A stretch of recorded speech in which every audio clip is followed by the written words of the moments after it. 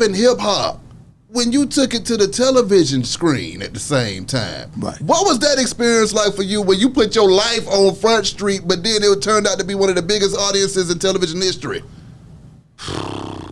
I didn't see it coming. Again, another door that opened up, and I had nothing to do with no shit like that. Okay. I was always a private person with my, like I've dated a lot of celebrities, actresses, and everything at the height of the source that nobody never knew. Ooh. I always did my thing in strictly secrecy. Yeah.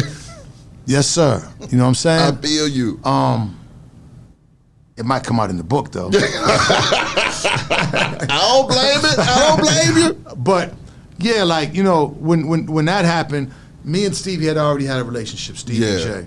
And I was already like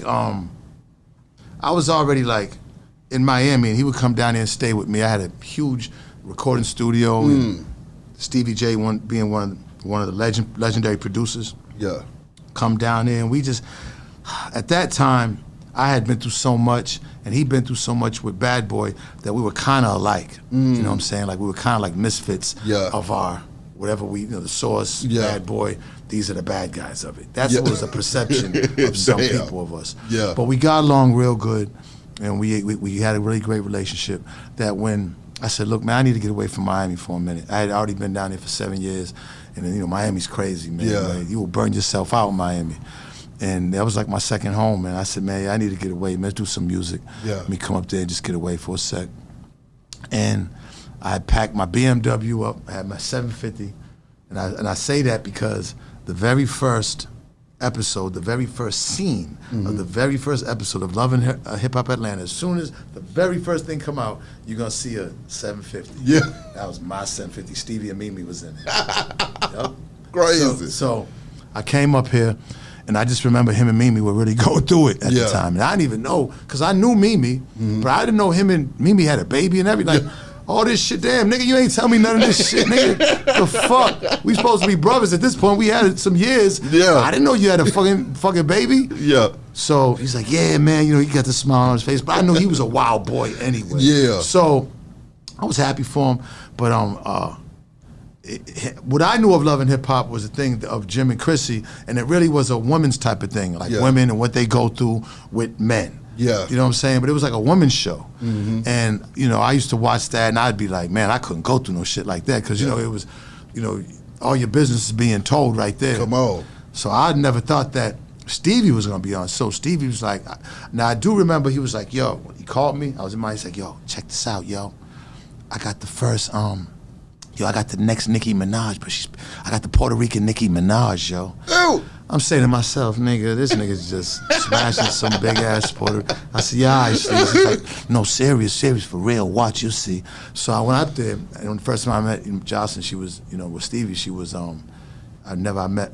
He's like, here she goes, and she was we was at the Atlantic Station, LA Fitness, and I was like, come on, nigga, you know what I'm saying? I said, it's just another chick. Not taking nothing against Jocelyn, because she's done amazing things, and big up to Jocelyn, But at that time, knowing Stevie, I'm just like, man, you're just Steve, you know what I'm saying? So he's messing with Jocelyn. And I remember, he just had the baby by Mimi. I remember going to pick him up. Like him and Mimi had some problems, so I had to go get him. She had kicked him out the house. And he has all his shit packed up, his guitars packed up, and we putting the shit in the Beamer. Yeah.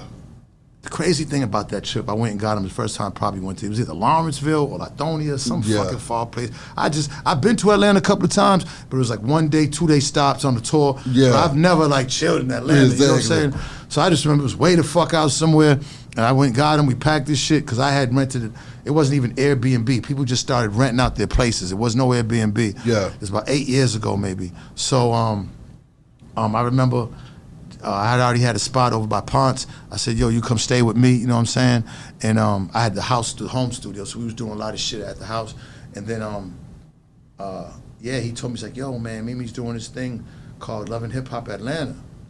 And he was like, yo, I'm gonna bring Jocelyn on the show. But wait a minute, ain't you trying to get back with Mimi? This is real life. He was like, yeah, but I was like, what do you mean? Yeah, but I was like, so she's gonna find out about Jocelyn on TV. He was like, don't worry about it, I got this. Trust me, just trust me. You know, again, the first thing all right, Yeah. we're gonna talk about something else, because that's Stevie though, but you know what I'm saying? He's a genius, but there's, you know, every genius is nuts, you know what I'm saying? Change, yeah. So, I remember him doing it, and I remember them finding out about each other, and all hell broke loose in real life.